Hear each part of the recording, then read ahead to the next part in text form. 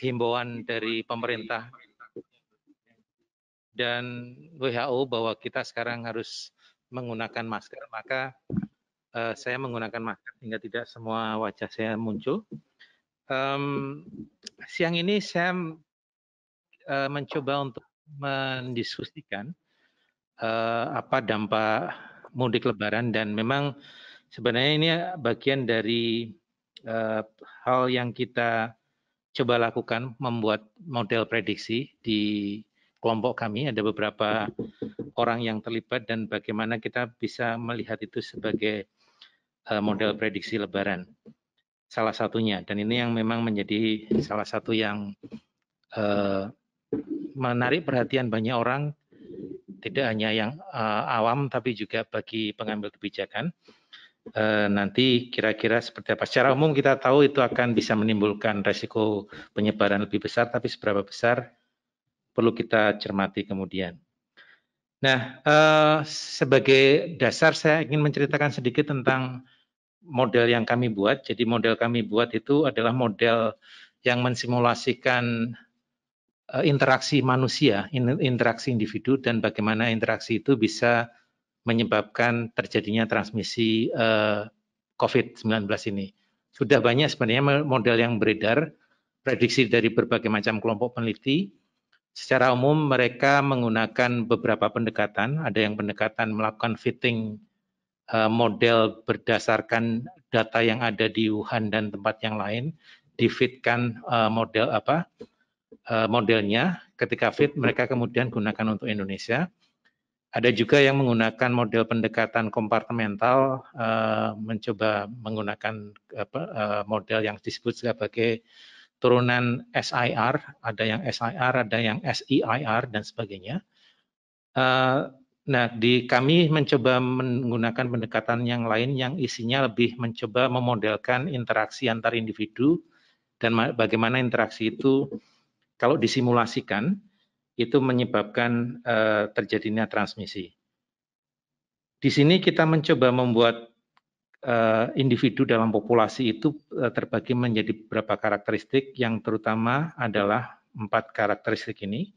Ada dewasa pekerja non formal, ini yang paling banyak mobilitasnya dan baik durasi, frekuensi maupun jaraknya. Kemudian ada dewasa pekerja formal, ini yang umumnya dari rumah ke kantor secara harian. Ada mereka yang dewasa dan tua tidak bekerja, dan ada mereka yang anak-anak sekolah yang durasi mobilitasnya juga relatif kecil. Jadi 4 karakteristik ini dibuat berdasarkan intensitas, mobilitas, dan interaksinya. Paling sedikit adalah anak-anak sekolah. Kita juga mencoba menghitungkan variabel spasial, jadi populasi dan densitas populasi juga diperhitungkan. Mungkin sebagai ilustrasi, ini adalah cara model itu dibuat. Jadi misalnya ada orang yang terinfeksi kemudian melakukan berbagai macam mobilitas, karena sebagian besar yang terinfeksi juga mungkin secara klinis mild atau bahkan asimptomatik, dan mereka ketika kontak dari berinteraksi dengan mereka yang tidak terlalu sehat atau kemudian punya penyakit penyerta sebelumnya akan bisa menjadi terinfeksi. Jadi kira-kira ilustrasinya seperti itu. Kita juga menggunakan di kota kecil, kita menggunakan populasi Sleman sebagai salah satu cara untuk memodelkan. Jadi kita lihat ini kasusnya akan menyebar berdasarkan basis pemukiman. Kalau yang tidak ada pemukimannya tidak akan menyebar, dan pemukiman yang jarang ini relatif akan sulit untuk menyebar. Nah, dari model ini kita bisa memprediksikan bagaimana kemudian penyakit itu menyebar. Ketika kita mencoba untuk membuat itu, kemudian kita memplotkan, plotnya hasilnya seperti ini, dan kami waktu itu meskipun kita juga akan masih melakukan berbagai macam fine tuning, kita melihat bahwa model ini relatif sama dengan model yang ada di tempat lain, karena average reproductive rate-nya 2,5, ketika kemudian total populasi yang terinfeksi tanpa dilakukan apapun itu sekitar 70%. Jadi herd immunity-nya tercapai pada level 70% dengan durasi outbreak-nya sekitar 1 bulan lebih. Dan puncak outbreak-nya terjadi pada hari ke-14. Kemudian kita mencoba membuat beberapa skenario.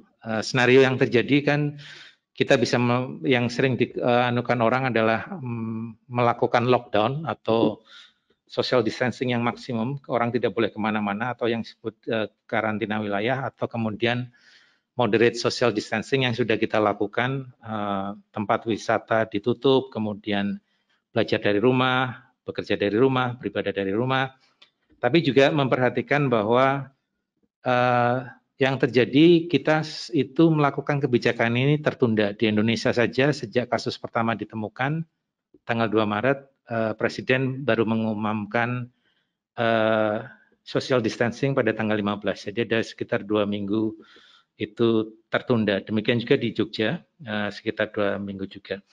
Oleh karena itu kita mencoba simulasikan beberapa skenario, ada yang langsung, kemudian kalau social distancing langsung itu seperti apa, kalau ada delay, dan juga kita memperhitungkan kapasitas diagnosis kita yang saat ini masih sangat rendah, kita mengestimasikan sekitar 5%. Ada beberapa kelompok peneliti di luar yang mengatakan kapasitas kita baru 2%. Juga kita kalau punya peningkatan kapasitas, karena minggu ini kita sudah melihat pemerintah sudah mendeploy rapid test juga, jejaring laboratorium juga semakin meningkat. Dan apabila kalau kita melakukan karantina wilayah, ini dampak secara umum dari berbagai macam intervensi. Kalau kita tidak melakukan intervensi itu tadi ini, yang sudah kita munculkan sebelumnya, kalau kemudian kita sebenarnya langsung melakukan social distancing, begitu kasus ada di populasi, dampaknya sebenarnya cukup besar, sangat besar bahkan. Jadi di sini kita lihat ada reduksi 70% meskipun kemudian durasi outbreak-nya menjadi lebih lama. Dan hari outbreak-nya juga puncaknya menjadi bergeser, tapi tidak terlalu banyak. Hanya saja dengan catatan kalau social distancing-nya dilakukan dengan efektif. Jadi itu adalah catatan yang tidak bisa kita simulasikan. Kemudian kalau kita melakukan social distancing tapi delay seperti yang terjadi, maka sebenarnya reduksinya akan sangat sedikit, sekitar 20% dengan kapasitas diagnosis saat ini.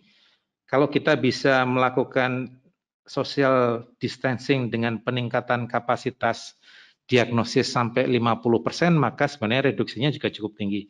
Jadi bagaimana kita bisa menurunkan slope yang seperti selama ini memang strateginya kan kita menurunkan kurva, itu juga harus diikuti di prasyaratnya adalah juga dengan peningkatan kapasitas diagnosis dan seterusnya.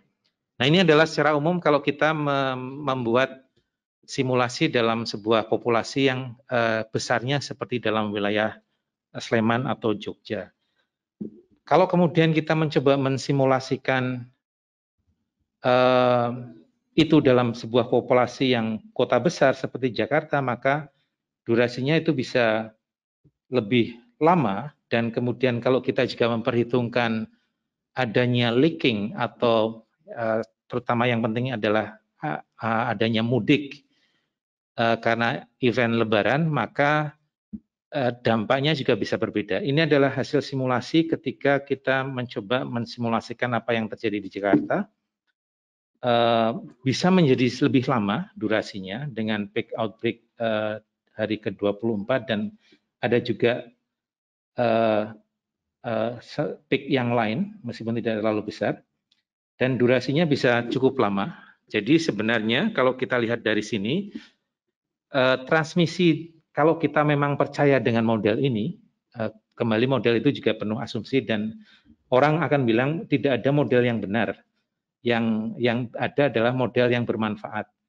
Jadi kalau kita cukup percaya dengan model ini, sebenarnya transmisi di Jakarta sudah mulai mengalami penurunan. Kalaupun kemudian ada peningkatan kasus, salah satunya adalah karena peningkatan kapasitas diagnosis kita. Dan kemudian dia akan terus turun, hanya saja kemudian isunya karena transmisi masih ada. Kalau kita mensimulasikan, kalau seandainya ada orang keluar, padahal sekarang juga sudah mulai keluar, pada hari ke-60 sejak kasus pertama ada. Kalau kasus pertama sekitar tanggal 2 Maret, sebenarnya transmisi mungkin 1 minggu atau 2 minggu sebelumnya, maka ini mungkin adalah terjadi pada akhir April. Maka berikutnya di daerah akan muncul outbreak, di mana peak outbreak-nya bisa beberapa lama setelah Lebaran, dengan durasi outbreak-nya yang cukup lama. Oleh karena itu, kemudian kita lihat juga bahwa peta mudik kita cukup banyak cakupannya. Ini adalah peta dari perjalanan di mana beberapa beban jumlah pemudik yang muncul terkait dengan kendaraan. Ini peta mudiknya mulai dari di Jawa Barat, kemudian di Jawa Tengah, sampai ke Jawa Timur, dan ini adalah di kota-kota yang nantinya akan bisa menjadi salah satu tempat baru terjadinya outbreak. Karena kalau kita lihat di Jawa Tengah sendiri, sebelum semua kabupaten itu juga muncul kasus, di Jawa Timur juga demikian, dan di beberapa tempat juga di Jawa Barat. Kita juga tahu bahwa pengguna public transport, nah di sini public transportnya menjadi penting karena ini adalah tempat mixing.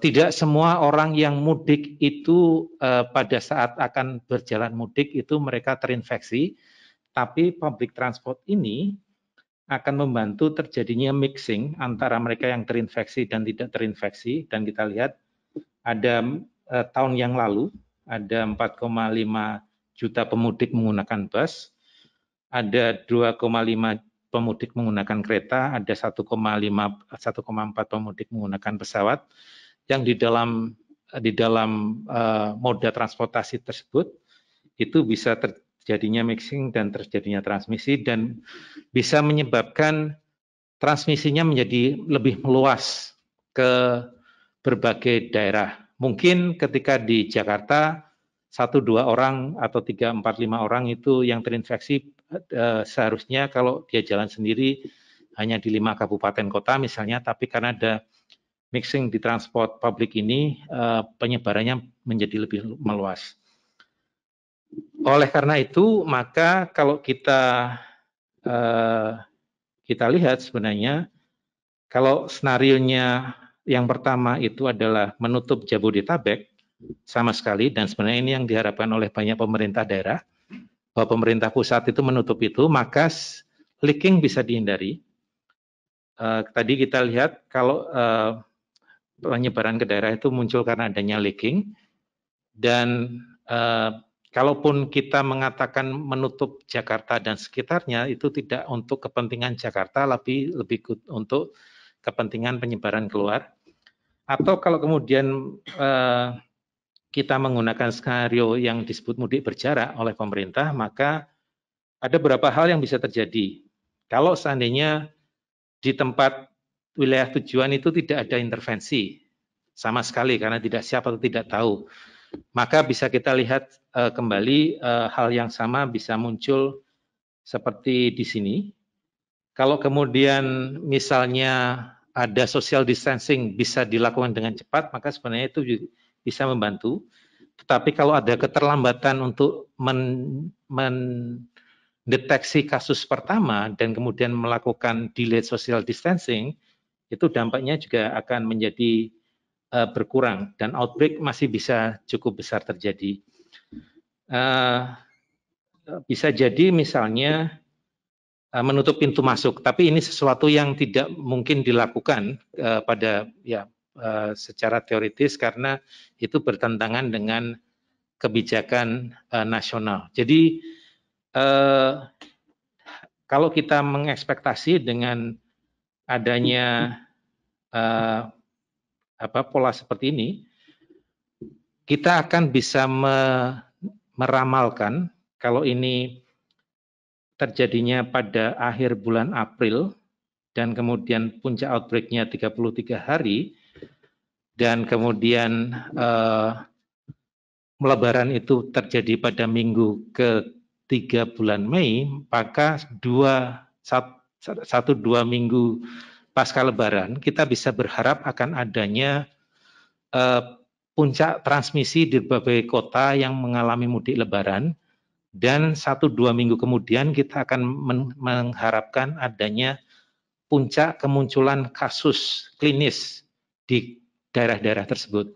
Karena ada durasi antara transmisi dengan kita terinfeksi dengan menjadi kasus klinis adalah sekitar 1-2 minggu. Jadi begitu puncak transmisinya pada 1-2 minggu pasca Lebaran, puncak kasusnya bisa jadi adalah 2-3 minggu pasca Lebaran. Ini yang mungkin perlu kita sadari dan kita antisipasi apabila kita mempunyai situasi dengan kondisi saat ini adanya mudik berjarak. Saya rasa saya akan selesai di sini dulu dan kemudian kita bisa berdiskusi apa implikasi dan dampaknya juga. Saya rasa dari Pak Wawan bisa memberikan komentarnya terhadap dampak secara sosial maupun politik. Terima kasih. Baik, terima kasih Dr. Dodi. Terima kasih pada peserta yang masih mengikuti webinar ini. Dan sebentar lagi Pak Wawan akan membahas materi yang sudah disampaikan oleh Dr. Doni, dan setelah ini nanti baru kita adakan sesi tanya jawab. Yang jelas bahwa perlu dipikirkan seperti apa yang disampaikan oleh Dr. Riris tadi, bahwa model yang diambil ini memang tidak ada yang benar ya, tinggal bermanfaat atau tidak bagi kita. Jadi seperti itu poin yang bisa saya sampaikan. Selanjutnya silakan Pak Wawan untuk bisa menanggapi materi yang sudah disampaikan oleh narasumber.